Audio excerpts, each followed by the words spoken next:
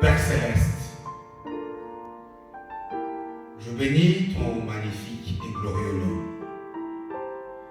pour cette grâce que tu nous renouvelles encore ce matin de faire partie du monde vivant. Oui Seigneur, c'est une grâce, c'est une faveur imméritée et des grâces Seigneur, tu nous en accordes.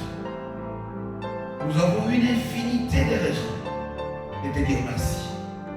Seigneur, regarde le souffle de vie, il est gratuit. La liberté des paroles et des mouvements, elle est gratuite. Seigneur, nous avons la paix. Seigneur, nous avons la vie. Oh, laisse que je puisse encore dire à mon âme, bénis l'Éternel. Mon âme n'oublie aucun de ses bienfaits, parce qu'il ne nous fait que du bien. Regarde ce matin, Seigneur, tu l'as dit. Venez à moi, vous tous qui êtes fatigués et chargés, et je vous donnerai du repos. Seigneur, nous voici. Mets-nous dans ton repos. Mets-nous dans ta paix, Seigneur. Nous voulons que tu manifestes encore ta bonne volonté, non seulement en faveur de moi, en faveur de ton peuple, Seigneur. Nous avons besoin de toi. Tu as dit, sans moi, vous ne pouvez rien. Oui, Saint-Esprit, sans toi, nous ne pouvons rien. Nous ne pouvons rien. Notre sécurité, c'est toi. Notre forteresse, c'est toi. Notre bouclier, c'est toi. C'est lui qui combat pour nous le jour et la nuit. C'est toi, Seigneur. Non seulement tu combats, mais tu as fait de nous de plus que vainqueurs. C'est lui qui a plané nos montagnes, c'est toi. Notre Seigneur, voilà pourquoi nous sommes dans la joie de t'appartenir. Voilà pourquoi nous ne pouvons pas nous fatiguer, Seigneur, de te rendre des actions de grâce, de te dire merci de tout cœur, même si le mot est faible, mais nous savons que toi qui vas lire dans les fins fonds de nos cœurs, tu vas qu'au travers des mots simples qui peuvent sortir, Seigneur, ce qui est à nous est encore plus grand. Seigneur, merci non seulement pour ce que tu as fait, merci pour ce que tu fais, merci pour ce que tu vas faire, mais aussi présentement merci, parce que nous savons que tu nous as invités à ta table. Tu vas nous nourrir, Seigneur, du pain de vie, la parole qui sauve, la parole qui donne la foi. Révèle-toi à nous, Seigneur. Nous voulons t'entendre nous parler. Seigneur, tu utilises les hommes, les humains. Tu utilises même les animaux, Seigneur, même les circonstances pour nous parler. En ce jour, c'est moi que tu as utilisé. Permets par ta grâce que je ne sois qu'un simple instrument. Seigneur, qu'au travers du son de ma voix, que ta voix soit audible, que tu parles. Une parole qui bénit mon frère, ma soeur, là où il est. Une parole longue, Seigneur, qui donne la révélation des mystères cachés de Dieu aux enfants de Dieu qui en ont besoin. Une parole qui nous ouvre les portes, Seigneur, qui fait que nous puissions toujours avoir tête haute, être capable de témoigner que nous avons un bon Dieu, nous avons un grand Dieu, un Dieu miséricordieux, un Dieu plein d'amour, un Dieu plein de bonté, un Dieu plein de fidélité. Merci de bénir ton peuple, merci de prendre autorité de ce temps, merci de manifester ta gloire. Sois loué le Dieu de vie. Sois loué de Dieu de paix, à toi la gloire, à toi la louange, au siècle des siècles. J'ai ainsi prié au nom puissant de mon Dieu Jésus-Christ. Amen. Gloire à Dieu. Bonjour bien-aimés, de là où vous êtes. Que Dieu vous bénisse. Parce que vous lui avez encore accordé du temps de l'écouter nous parler. Il est bon ce Dieu-là, il est merveilleux. Vous savez, il est écrit dans la parole de Dieu, c'est dans le livre d'Apocalypse, au chapitre 3e verset 20. Jésus nous parle par la bouche de l'apôtre Paul et de Jean. Il dit, voici je me tiens à la porte et je frappe. Et il attend de nous deux choses. Si quelqu'un entend Et s'il m'ouvre, j'entrerai et nous allons souper, moi et lui et moi. Considère ces instants qu'il nous accorde comme Jésus qui s'invite à ta porte. Ne regarde pas l'humain que tu as connu, que tu as entendu, ou que tu connais et que tu entends. Mais écoute Dieu te parler au travers de ce que j'ai dit. Ouvre-lui la porte de ton cœur et il te fera du bien. Que Dieu te bénisse encore une fois. De quoi allons-nous nous entretenir encore ce dimanche? J'ai donné comme thème au message d'aujourd'hui: comment un chrétien, comment un croyant, comment un enfant de Dieu doit-il faire face à la souffrance? Question terrible, question qui t'intéresse et question qui m'intéresse. Et tous ceux qui me suivent depuis quelques dimanches se sont très vite rendus compte que nous sommes toujours dans la seconde question du comment, de la méthode, de comment faire des choses, comment agir d'une manière telle que Dieu puisse nous donner la victoire. La semaine dernière, nous avons vu une personne avec une action terrible. Il s'agit de Moïse, mais qui travaillait mal. Et Dieu lui dit par la bouche de son beau-père: si tu continues de travailler comme ça, même si c'est moi qui t'ai envoyé, même si tu as déjà opéré des miracles, si tu continues avec cette mauvaise méthode, tu vas échouer. Donc, aujourd'hui, nous allons voir comment, quelle méthode, quelle action, quelle réaction, moi et toi, en tant qu'enfants de Dieu, nous devons avoir lorsque la souffrance frappe à la porte. Et la souffrance, tous, nous la connaissons. C'est quoi la souffrance? La souffrance, c'est tout ce qui nous empêche de vivre dans la joie, de mener une vie épanouie. La souffrance, c'est tout ce qui nous pousse à la colère, à verser des larmes, bien sûr des larmes de tristesse. Tout ce qui nous empêche de pouvoir vivre la joie du Seigneur, de profiter de la vie. La souffrance, c'est tout ce qui nous donne la douleur, tout ce qui nous donne comme la maladie, tout ce qui cause en nous la perte, tout ce qui nous désole, tout ce qui nous pousse à nous frustrer, tout ce qui nous rend amers. C'est ça la souffrance. Et dans la Bible nous parle en utilisant beaucoup de marges. Traite ces chapitres sur la souffrance, qu'on qualifie parfois de tempêtes, qu'on qualifie parfois de montagnes, qu'on qualifie parfois de traversées du désert, qu'on qualifie parfois je ne sais pas moi, de Goliath, et j'en passe. La souffrance, elle est présente, elle a été présente, elle sera présente. Comment y faire face? Non seulement comment y faire face, mais comment, par la grâce de Dieu, nous pouvons en sortir vainqueurs. Bien-aimé, je te dis, tu as une bonne réponse à cette question, tu as gagné. Et c'est possible.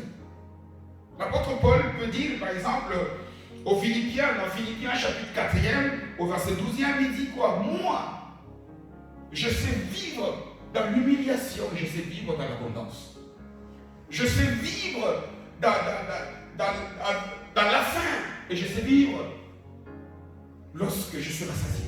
Je suis vivre dans la disette et je sais vivre dans l'abondance. Et toi et moi, c'est une question qui se pose. Comment nous nous comportons face aux circonstances qui nous causent des douleurs, qui nous poussent parfois même à la nostalgie, qui nous poussent au murmure? Parce que souvent, lorsque nous sommes frappés par la souffrance, on murmure beaucoup. Et surtout, ça vient nous voler notre foi est affectée et nous avons du mal à manifester les fruits, à vivre la bonne vie chrétienne. Donc nous allons essayer, par la grâce de Dieu, de nous entretenir un court instant par rapport à ces chapitres. Je répète, nous sommes toujours dans la question du comment, de la méthode. Quelle méthode, toi en tant qu'enfant de Dieu, tu utilises lorsque la souffrance te visite? Alors, nous n'allons pas aller chercher la réponse ailleurs. La Bible explique la Bible. Nous allons essayer de partir d'un cas, d'un couple, des enfants de Dieu, un couple connu. Nous allons essayer de profiter de leur expérience pour essayer de voir qu'est-ce qui a été comme point positif chez l'un ou chez l'autre. Qu'est-ce qui peut nous être utile que nous pouvons imiter et qu'est-ce que nous pouvons voir comme défaut que nous devons les laisser, parce que l'important pour moi et pour toi, c'est que de toutes les manières, toi qui es visité par la souffrance, qu'elle puisse non seulement prendre fin, mais que tu puisses en sortir victorieux. Alors je t'invite de tourner avec moi dans la parole de Dieu, dans le livre qui nous parle de la souffrance par excellence. Il est question du livre de Job. On va lire quelques versets dans le livre de Job. Job se trouve juste plus ou moins au milieu de la Bible, juste à côté des psaumes. Donc tu es dans Job et puis tu es dans Psaume. Job, nous allons lire au chapitre 2. Job, chapitre 2.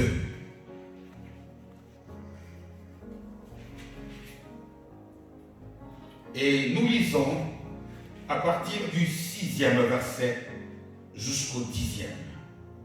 Donc je répète, nous lisons dans le livre de Job, au chapitre 2e, et je lis la parole de Dieu à partir du verset 6e. Ainsi dit l'Éternel. L'Éternel dit à Satan, voici, je te livre, je te le livre. Là, il parle de Job lui-même. Et il parle à Satan, il lui dit, je te livre Job. Mais seulement, épargne sa vie. Verset 7. Et Satan se retira de devant la face de l'Éternel. Puis, il frappa Job d'un ulcère malin, depuis la plante du pied jusqu'au sommet de la tête. Et Job prit un tesson pour se gratter et s'assit sur la cendre. Verset 9e. Sa femme lui dit, écoutons très bien, verset 9e, un des versets les plus connus de la Bible. Sa femme lui dit, tu demeures ferme dans ton intégrité, maudit Dieu et meurs. Et enfin le verset 10e, le dernier pour notre passage. Mais Job lui répondit, tu parles comme une femme insensée. Il n'a pas dit tu es une femme insensée. Il dit tu parles comme une insensée. Attention, il y a une nuance. Job n'a jamais dit à sa femme qu'elle est insensée. Mais il dit que tu parles comme un insensé. Comme Jésus dit à Pierre, là tu parles comme un homme. Mais il n'a pas dit qu'il est... Enfin, tu parles comme le diable dans Matthieu 16. Mais il n'a pas dit qu'il était le diable. Une femme, donc verset 10, mais Job lui répondit, tu parles comme une femme insensée. Quoi? Nous recevons de Dieu le bien et nous ne recevions pas aussi le mal. En tout cela, Job ne pécha point par ses lèvres, parole du Seigneur. Quel texte! Combien de fois, moi et toi, on nous a déjà exhortés sur ces passages, notamment sur ces livres, sur tous les calvaires que cet homme a connus. Combien de fois, à partir de ces paroles qui sont prononcées, notamment au verset 9, l'ensemble de la communauté, ou la majorité de la communauté, ne parle de la femme de Job qu'à mal. Combien de fois? Bien-aimés, nous avons sommes posés des tas de questions par rapport à cet homme, Job. Comment a-t-il fait pour que, au verset 10, à la fin on nous dit, en tout cela, Job ne poche un point par ce œuvre. Bien aimé, j'aimerais que tu écoutes avec foi ce message. Pour que la même bénédiction, parce qu'il est dit à la fin de ce livre, que cet homme, lorsqu'il fut restauré, parce qu'il est sorti vainqueur de cette épreuve, Dieu lui a permis de se réjouir de la vie et de passer des moments sur terre. Et c'est la prière que j'ai pour toi. C'est la prière que j'ai pour nous tous. Je répète, comment un enfant de Dieu doit-il faire face à la souffrance? Et d'emblée, je nous dis que cette question, de là où tu es, tu vois qu'elle est excessivement importante. Elle est, lorsque tu triomphes de ceci, tu fais à coup sûr partie du camp des vainqueurs. Pourquoi? Parce que tu le veuilles ou que tu ne le veuilles pas, tant que moi et toi, nous vivons encore sur cette terre, nous allons connaître toujours des moments de joie et nous allons connaître des moments de souffrance. Ça, que tu sois un chrétien soumis, que tu sois un chrétien, je ne sais pas moi, qui vit une vie de consécration terrible, que tu sois un prieur endiablé, que tu sois, je ne sais pas moi, quelqu'un qui fait des dons miséricordieux, que tu sois plein de compassion, un jour tu connaîtras la joie, un jour tu connaîtras la souffrance.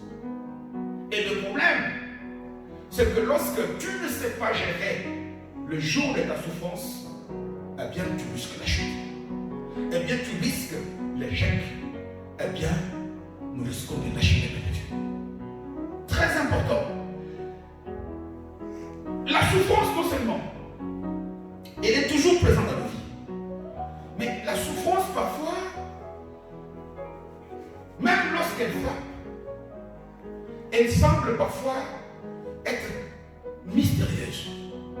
Pourquoi je dis cela? Regardez un peu parfois comment la souffrance visite. Quand nous considérons les cas d'une personne telle que Job ici, nous allons encore commenter. C'est Dieu lui-même qui rend témoignage de l'intégrité de la droiture de cet homme. Mais comment Dieu permet-il que la souffrance puisse nous frapper? Même si tu dis qu'il a permis à cet homme, comment? Regarde un peu. La souffrance parfois nous pousse à des questions terribles. Je vais vous raconter, moi-même personnellement, il y a quelques semaines, un ami intime à moi, quelqu'un que j'ai connu depuis que je suis tout petit. On a étudié ensemble depuis l'enfance. On a terminé les études ensemble. Nous nous sommes mariés quasiment ensemble. Nous avons fondé des familles quasiment ensemble. Et de surcroît, c'est un très bon chrétien. Ça, c'est mon témoignage. Quelqu'un de bien socialement. Quelqu'un de bien spirituellement. Médecin de surcroît. Il vient de nous précéder dans la gloire. Imaginez-vous, quand on vit une situation de ce genre qui cause une souffrance terrible, il y a des questions. Combien de fois parfois nous avons vu sur la route un soulard qui fait un accident contre un pauvre chrétien, et nous l'avons connu encore. C'est le soulard qui s'en sort indemne. Et c'est le chrétien. Il y a dans la souffrance des choses qui nous poussent à nous poser des questions. Donc nous devons apprendre à bien gérer seulement, donc je répète, la souffrance frappe à n'importe quelle porte. La souffrance cache beaucoup de mystères. Mais aussi, il est écrit pour toi et pour moi. Lorsque nous lisons la Bible, que, étant donné que nous sommes en train d'étendre vers le temps de la fin, elle va encore s'amplifier. Elle va s'amplifier. Nous allons connaître encore de plus en plus des calamités. Nous allons connaître encore, ce n'est pas moi qui l'ai dit. Je ne suis pas loin de moi d'être un prophète de malheur, mais c'est Jésus lui-même qui donne l'augmentation de la souffrance. Il dit que ça risque même d'atteindre la foi des chrétiens. Et nous devons faire attention à ça. Nous devons apprendre comment est-ce que nous allons gérer, nous devons gérer les jours de souffrance. Nous devons apprendre, moi et toi, qu'il est très important que nous puissions connaître la méthode de Dieu. Connaître quelle attitude moi en tant qu'enfant de Dieu. Et quel geste, quelle action, quelle parole prononcer, quelle réaction je dois avoir, quel comportement. C'est ça la méthode. Qu'est-ce que Dieu attend de toi lorsque la souffrance te visite? Qu'est-ce que nous devons faire? Qu'est-ce que nous devons... Donc je nous dis que c'est très important. Pourquoi? Parce que la souffrance, non seulement elle est mystérieuse, non seulement elle paraît injuste. Et d'ailleurs, pour nous les chrétiens, quand il y a une difficulté, pourquoi? Parce qu'en plus de ce qui peut faire souffrir les non-chrétiens, nous, parfois, il y a des tas de choses qui peuvent nous faire souffrir, les injustices, par exemple, qui deviennent de plus en plus nombreuses dans la vie. Les problèmes de mœurs. Regardez un peu ce qui est en train d'être rendu comme obligatoire. Ça nous touche. Il y a des tas de problèmes, des incompréhensions, des séparations, la communautarisation. Et toutes ces injustices-là sont encore un calvaire pour toi et pour moi en tant que chrétien. Comment gérer cela? Et c'est très important que nous puissions donc voir de quelle manière nous pouvons non seulement affronter la souffrance, mais surtout de quelle manière nous devons en sortir vainqueurs. Et ici, le texte ici est bien choisi. Beaucoup de gens ont traversé des zones difficiles, des turbulences dans leur vie. Mais dans la Bible, l'homme qui a connu une période de calamité terrible, c'est cet homme qu'on appelle Job. Et je n'aimerais pas m'étendre longuement sur sa personne, parce que ça c'est connu de tous. Cet homme, ce n'est pas nous. Dans l'écriture, on nous parle que c'était un homme de bien. Un homme de bien dans la vie. Un homme riche, qui avait beaucoup de biens. Il avait du bétail, il avait des serviteurs. C'était un homme riche, un homme épanoui, qui avait une bonne famille. Il était marié et il était père de 7 enfants, 3 filles et 7 garçons. Un homme respecté. Non seulement quelqu'un qui était socialement bien généreux, qui aidait les pauvres. Si nous lisons le parcours, on va le voir, qui avait des amis, qui menaient une vie paisible sur le plan social, sur le plan humain. Mais Job, c'était aussi même quelqu'un de bien sur le plan spirituel. C'est ce que la Bible nous dit. Parce qu'il a reçu un témoignage terrible. Si nous lisons au premier chapitre, c'est Dieu lui-même qui témoigne de sa droiture. Donc il était un homme loyal, un homme fidèle, un homme juste, un homme correct, un homme honnête. Quelqu'un qui ne pouvait pas trahir. Et puis un homme qui vivait avec la crainte de Dieu. Un homme de foi. Voilà même pourquoi est-ce que lorsque nous lisons Ézéchiel, chapitre 14, verset 14, il y a un témoignage terrible. C'est Dieu qui parle. Dieu cite 3 noms. Dieu dit Daniel, Noé, et il cite Job. Il dit ces 3 gens-là. S'ils sont quelque part et que je veux frapper, s'ils prient, je ne vends plus. Dans Jacques 5, au verset 11, Jacques dit qu'il avait une patience terrible. Mais regarde, un jour, ici, Dieu permet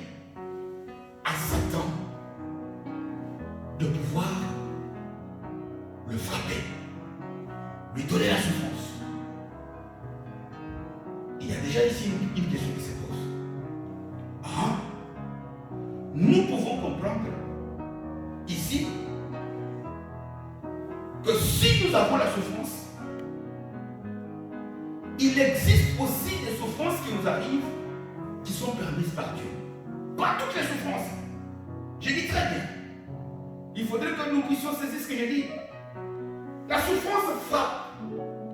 Mais parmi toutes les souffrances qui nous frappent, il en existe qui sont permises par Dieu, que Dieu a autorisées. On appelle cela les épreuves. Ce n'est pas notre chapitre d'aujourd'hui. Pourquoi Dieu permet-il les épreuves? On le verra. On verra. Parce que tout ce que Dieu fait est bon. Tout ce que Dieu permet dans nos vies, c'est bon. Regardez, les exemples sont multiples. Lorsque nos enfants vont à l'école, avant de passer d'une année à une autre, il faut qu'ils puissent passer les épreuves. C'est celui qui réussit aux épreuves qui passe des niveaux, qui quitte un niveau inférieur pour aller au niveau supérieur. Mais ce n'est pas notre cas ici. Aujourd'hui, il n'est pas question de savoir pourquoi, parce que je nous ai dit que lorsque la souffrance frappe, cela nous pousse à nous poser beaucoup de questions. Aujourd'hui, nous allons essayer de nous entretenir sur le bon comportement que je dois savoir. Ici, parlant de Job, la Bible nous dit, il est écrit que cet homme n'est pas point. Mais lorsque nous essayons de regarder le comportement de sa femme, et là, quelque chose nous frappe à l'oreille. Et la première des choses que moi je dois nous indiquer à nous en tant qu'enfants de Dieu, c'est qu'attention, nous devons éviter de donner des conclusions hâtives. Vous savez, lorsque nous lisons la parole de Dieu, notamment les livres de Genèse, chapitre 1er, chapitre 2, chapitre 3, on parle de comment ça s'est passé au commencement, comment Dieu a créé.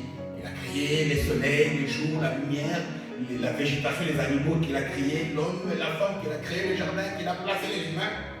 Et puis il nous parle aussi au chapitre 3 de la chute. Nous avons tendance à penser, parce que chapitre 1, chapitre 2, chapitre 3, nous avons tendance à penser que les choses se sont déroulées en quelques heures ou en quelques jours. On ne sait pas combien de temps cela a pris. Pourquoi je donne cette remarque? Parce que si le témoignage de Job est bon, mais très souvent, nous ne les limitons qu'au verset 9 pour qualifier la femme de Job d'une mauvaise femme. Pourquoi? Parce qu'au verset 9, cette femme dit: tu demeures ferme dans ton intégrité, maudit Dieu et meurs. Mais elle les dit quand? Elle les dit ici, nous sommes au second chapitre, au moment où elle est restée collée, fidèle à son mari, depuis qu'ils ont commencé à expérimenter beaucoup de calamités. On nous dit qu'en un jour, ces gens ont perdu leur bien. Ils ont perdu leur richesse.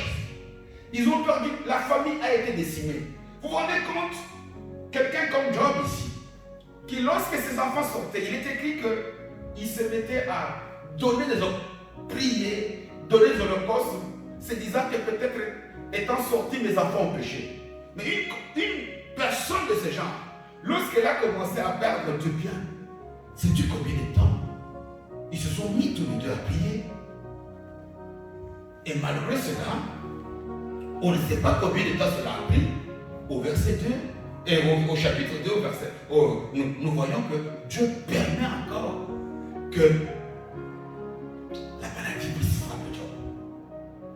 Job est frappé par un ulcère. C'est difficile humainement de se mettre. Regardez un peu quand on reçoit les témoignages des gens qui ont été visités par une maladie contagieuse. Comment est-ce que parfois le regard, notre regard envers ces gens-là devient comme, c'est comme s'ils étaient atteints de la peste. Mais imagine-toi, une personne qui a perdu des biens, qui a perdu des enfants, une personne qui a prié, une personne qui est restée dévouée, fidèle, mais qui voit toujours que maintenant la mort se rapproche de plus en plus de son mari. Voilà pourquoi cette femme a craqué. Et ici, la Bible nous donne ce passage, ce verset 9, pour nous révéler notre nature humaine. Notre nature humaine qui tient, mais qui arrive à un niveau où parfois elle lâche. Et ici, pour moi, ça c'est un verset que Dieu nous donne pour nous pousser à insister, à persévérer. Je ne sais pas, parce que toi qui écoutes ce message, peut-être que tu es prêt toi aussi à faire la même chose. Tu as tenu, tu as prié, tu as jeûné, tu as vécu la soumission à Dieu, tu es resté fidèle. Mais tu vois que la situation s'empire, devient de plus en plus pire. Combien de chrétiens sont prêts à lâcher l'Église? Pourquoi? Parce que depuis que l'Église prie pour la fin de cette pandémie, nous avons tendance à voir que même s'il y a des confinements, mais les microbes sont toujours là. Et lâche l'Église. Moi je crois ici que c'est un exemple que Dieu a laissé, comme il dit dans 1 Corinthiens 10, pour que ça puisse nous servir d'exemple. Vous savez, dans la Bible, on utilise des mots. Modèle et exemple. Modèle, c'est ce que nous devons imiter. En tout point. Jésus-Christ est notre modèle. L'amour de Jésus, c'est notre modèle. Nous devons faire des choses parfaitement comme lui. Mais en ce qui concerne les choses qui se sont déroulées pour nos patriarches dans l'Ancien Testament, dans 1 Corinthiens 10, le Saint-Esprit souffle le mot exemple. Exemple, c'est qu'il y a des choses positives que tu peux copier, que tu peux imiter, mais aussi des exemples nous montrent aussi des choses négatives que nous ne devons pas faire. Et c'est ça, pour moi, le but de ces versets 9, où Dieu est en train de nous montrer que nous voulons lâcher prise, comme cette femme. Pourquoi? Parce qu'elle a perdu, elle a résisté, mais les choses tardent à venir, elle risque de lâcher prise, ne lâche pas prise. Mais quelle leçon nous pouvons tirer? Quelle réaction nous devons prendre? Parce que c'est ça le but de ce message. Avant de tirer la leçon, de savoir comment Dieu veut que moi et toi nous puissions réagir, ce texte nous fait découvrir deux choses. Qu'il y a certains problèmes qui nous arrivent, certaines calamités, parfois la souffrance qui tombent dans nos vies. Certaines peuvent avoir une origine spirituelle. Pourquoi? Parce que pour savoir comment gérer, nous devons chercher à comprendre d'où ça vient. Si c'est spirituel, il y a une méthode. Si c'est naturel, il y a une méthode. Et ici, le texte, le verset 6 du passage, le tout premier verset, nous révèle cela. Pourquoi? Parce qu'il y a une scène qui s'est passée au ciel. Il y a une réunion qui est au ciel où le Fils de Dieu, où Satan s'était invité, et où Dieu avait donné l'autorisation à Job d'aller amener, apporter la souffrance dans la famille et dans la vie de Job. Et déjà ici, il y a une grande révélation qui nous montre que Satan ne peut se permettre que dans les limites que Dieu lui a prévues, même quand il frappe, il ne peut pas aller au-delà. Parce que quand Dieu lui dit, parce que c'est que Satan aurait préféré, c'est la mort de Job, mais Dieu lui dit non, enlève-les bien, mais ne touche pas à sa vie, il s'exécute. Parce que parfois, quand nous avons tendance à penser que non, Satan, même quand il agit dans nos vies, mais c'est dans les limites que Dieu tolère, que Dieu nous permet. Et il y a eu cette réunion-là qui a eu lieu aussi, où il était décidé que cet ennemi puisse frapper Job des calamités.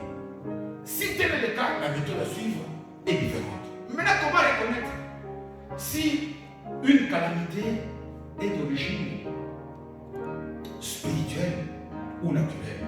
Mais ça, bien aimé, a pas de secret. Il n'y a pas de secret que de chercher à prier pour grandir, attraper la maturité spirituelle, attraper le discernement des esprits.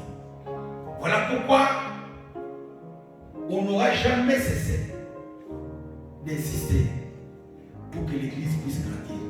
Et qu'est-ce qui nous fait grandir? Bien aimé, lorsque nous naissons bébés, dans le physique, c'est la bonne alimentation que nous prenons. D'abord le lait maternel, et puis la bouillie, et puis jusqu'à ce qu'on va passer à la nourriture spirituelle. C'est le contenu de la nourriture, c'est la nourriture que nous consommons dans le physique qui fait que nous puissions devenir des gens en bonne santé physique. Il en est de même aussi. Tu veux grandir spirituellement pour discerner ce qui vient du monde spirituel et ce qui vient du monde physique. Mange bien. Aujourd'hui, l'Église aime bien des messages qui font vibrer la foule.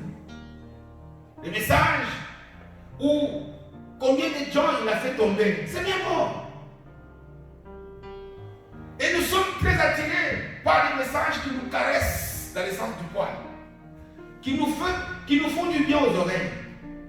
Tant mieux, si c'est la Sainte Doctrine, si c'est Jésus qui est prêché, si c'est l'œuvre de Jésus, l'œuvre de la croix qui est prêchée. Parce que le véritable message, c'est prêcher Jésus, prêcher sa croix, et faire en sorte que moi et toi, un jour, nous puissions devenir son image. Voilà d'où peut venir que nous puissions devenir des chrétiens matures. Pourquoi? Parce que je dis ici, Job était mature. Il est resté mature. Et lui a su faire la bonne lecture. Et il est resté. Il a compris que si je reste droit, si je reste fidèle, Dieu fera toujours concourir toutes les circonstances en ma faveur et à l'épreuve. Pourquoi? Parce qu'il a été capable de faire la bonne lecture des faits. Grandis, bien-aimé. Aime la parole, cette parole qui t'amène à la repentance. Aime la parole qui dénonce le péché qui est en toi. Aime la parole qui te pousse à abandonner le monde pour t'attacher à Jésus. Automatiquement tu grandiras. Pourquoi? Parce que la nourriture qui fait grandir notre homme intérieur, c'est la parole de Dieu. Aujourd'hui, regarde comment les prédicateurs se sont transformés en diseurs de bonne aventure. Le message, on le fait passer en tenant compte du public pour chercher à les fidéliser, non pas à Jésus, à les fidéliser dans les assemblées. C'est une erreur. Voilà pourquoi ça fait des années, nous restons les mêmes, on ne grandit pas. Ce qui nous fait grandir, c'est annoncer Jésus. Annoncer Jésus le premier jour, annoncer le deuxième. Annoncer l'amour de Jésus. Annoncer ses vertus. Parce que moi et toi, nous ne pouvons arriver à discerner, à faire une bonne lecture des faits qui tombent sur nous que lorsque nous sommes devenus des chrétiens matures. Et si le fait ne prenne pas origine dans le monde invisible, mais arrange-toi. Matthieu le dit. Si par exemple tu souffres parce que tu as pris de mauvaises décisions, mais prends le courage de faire marche arrière. Si par exemple tu as des problèmes avec ton frère, ta soeur dans le physique, le diable n'y est pour rien. Mais prends le courage d'aller demander pardon, d'aller t'humilier. Il est écrit dans Matthieu, si tu veux faire ton offrande, l'offrande ce n'est pas que l'argent qu'on vient verser dans la corbeille. Notre adoration est une offrande de bonne odeur. Notre prière est une offrande. Si tu veux que tu te souviennes, va, laisse ton offrande, va d'abord faire la paix avec ton frère. Bien aimé, les problèmes du physique, dans le monde physique naturel, c'est lorsque nous sommes des gens humbles, capables de faire marche arrière, capables de nous dire non. Là, j'ai mal agi, je demande pardon à mon frère, à ma soeur. J'arrange. Voilà pourquoi Jacques dira, quelqu'un, confessez vos fautes les uns envers les autres.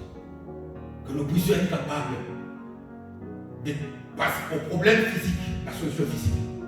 Si j'ai fait du mal à un bien-aimé, je lui ai pris son argent, je ne l'avais pas, il souffre. Je ne veux pas aller demander pardon à Dieu.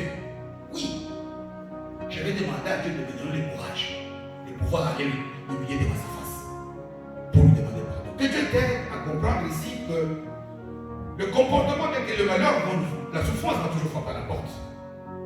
Elle est inévitable, elle est injuste, elle est incompréhensible.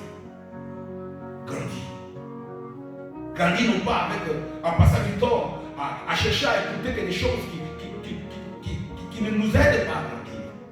Parce que lorsqu'on grandit, on saura comment prier. Parce que Jésus lui-même dira qu'il y a parfois certains esprits qui ne peuvent partir que par la prière et par le jeûne. Aider aussi le jeûne. Un temps de privation. Non pas faire la grève de la faim, mais être capable de tuer la chair pour nourrir l'esprit. Que Dieu t'aide, que Dieu m'aide à suivre ici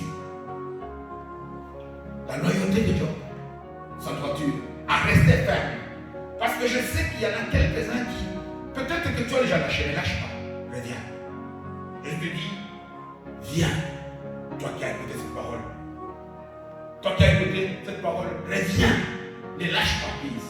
Ne prononce pas les paroles de cette femme qui était fatiguée par la souffrance. Si c'est dans l'humain, c'est dans le matériel, va, humilie-toi et fais la paix avec ton frère. Que Dieu te bénisse, toi qui as écouté ce message, que Dieu nous fasse du bien et qu'il nous renouvelle encore le temps pour que nous puissions partager ensemble la parole de Dieu. Je vais prier. Le Dieu de la paix, le roi des rois. Seigneur, aucun iota de ta parole ne passe. C'est la vérité que tu nous donnes. C'est-à-dire que si tu as tenu à nous donner cette parole encore ce dimanche, toi qui sondes les reins et le cœur, tu as vu qu'il y en a quelques-uns parmi tes enfants qui sont prêts à lâcher prise. Saint-Esprit, touche le cœur. Parce que tu n'abandonnes pas. Parce que tu veux que nous puissions être de ceux-là qui devons avoir la foi de Job, la foi d'Abraham, qui comprend que lorsque même Dieu frappe, mais la fin est toujours à notre avantage. Parce qu'on nous dit que lorsque tu as restauré cet homme, il a eu de belles filles, Jénima, il a eu Kétia, tu lui as donné, Seigneur, Karen, des enfants, des filles, les plus jolies, comme ta parole le dit, dans la communauté, avec des noms prophétiques, avec des noms extraordinaires. Et tu lui as donné 7 fils. Tu lui as donné des biens. Tu lui as donné des beaux jours. Oui, Seigneur, lorsque tu as vu la foi, la résistance, lorsque Abraham était confronté à la souffrance du sacrifice d'Isaac, lorsqu'il a compris que toi tu demandes, la fin est toujours à notre avantage, il s'est cramponné à la parole, à la promesse. Seigneur, aide-nous à nous cramponner comme Abraham à toutes les promesses que tu nous as faites, où tu nous rassures que tu es celui qui fait toujours tout concourir à notre bien. Seigneur, je bénis ton peuple. Demain, c'est le départ du déconfinement, Seigneur. Tu nous as dit dans ta parole, soyez prudents comme un serpent. Oui, la prudence n'est pas un acte spirituel tout simplement, c'est un acte physique. Saint-Esprit, aide chacun de tes enfants à rester prudents, à éviter ce qu'il faut éviter. C'est là que tu vas manifester ta fidélité et ta grâce dans nos vies. Bénis ton peuple, Seigneur, qu'il passe une bonne semaine, qu'il passe le reste du mois de mai encore dans la joie. Laisse que la gloire te revienne. Au nom de Jésus, je suis prié. Amen.